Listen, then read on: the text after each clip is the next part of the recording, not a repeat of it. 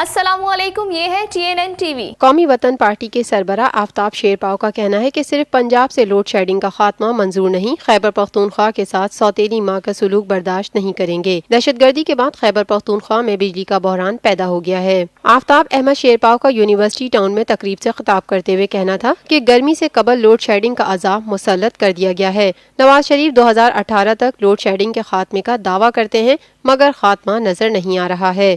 سربراہ قومی وطن پارٹی کا کہنا تھا کہ خیبر پختونخوا کو پسماندہ رکھ کر ملک میں ترقی منظور نہیں، فاٹا کو خیبر پختونخوا میں ضم کیا جائے۔ آفتاب شیرپاؤ کا مزید کہنا تھا کہ پاک افغان برادرانہ تعلقات بحال ہونا چاہیے، بارڈرز دوبارہ بند ہو گئے تو مشکلات دونوں ممالک کے عوام کو ہوں گے۔ دیکھتے رہیے تازہ ترین خبریں اور exclusive reports. Lotus Lake Towers, a groundbreaking endeavor by Lotus Properties.